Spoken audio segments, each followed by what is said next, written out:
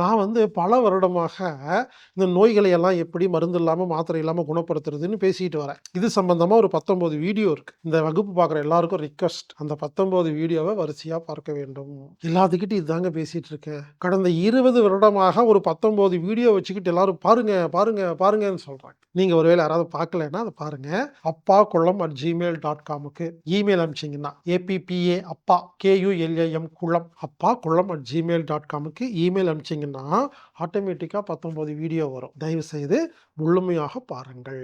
பார்த்து முடித்த பிறகு ஒருவேளை ஏதாவது சந்தேகம் இருந்தா healerbaskar@gmail.comக்கு இமெயில் பண்ணுங்க. எதுக்கு இந்த நேரத்துல சொல்றேன்னா, பல பேருங்க என்னோட 19 வீடியோ பார்த்துட்டு ஃபாலோ பண்ணிட்டு திடீர்னு ஃபோன் பண்ணுவாங்க. சார் உங்க டெக்னிக்க நான் ஃபாலோ பண்ணேன், சர்க்கரை குணமாகல. நான் சொல்லுவேன், எனது டெக்னிக்க ஃபாலோ பண்ணா சர்க்கரை நோய் குணமாகாது அப்படிம்பேன். என்ன சார் இப்படி சொல்றீங்க? அப்புறம் இதுக்கு வீடியோ எல்லாம் போட்டிருக்கீங்கன்னு புரிஞ்சுக்குங்க. நான் சொல்லுவேன், என்னோட டெக்னிக்க ஃபாலோ பண்ணா குணமாகாது. நான் சொல்றத புரிஞ்சு அது உங்க டெக்னிக்கா மாறினா குணமாகும். அர்த்தம் புரிஞ்சு உங்களுக்கு புரியுற மாதிரி சொல்லணும்னா, அதாவது நாம பேசும் பொழுது ஒரு சொற்பொழிவாளர், ஒரு டீச்சர் பேசும்போது என்ன சொல்லுவாங்கன்னா, இதை அவர் சொல்லியிருக்கிறார், இது இவர் சொல்லியிருக்கிறார் அப்படின்னு சொல்ல என்ன அர்த்தம்னா, நான் சொல்லல அவர் சொல்லியிருக்காரு அப்படின்னு அர்த்தம்.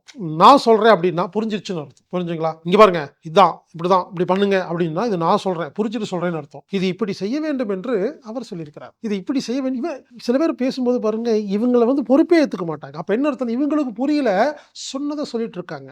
சொன்னதை கற்றுக்கொண்டு வகுப்பெடுத்தால் வாத்தியார், புரிந்து கொண்டு வகுப்பெடுத்தால் குரு. இதான் வித்தியாசம். குருவுக்கும் வாத்தியாருக்கு இதான் வித்தியாசம்.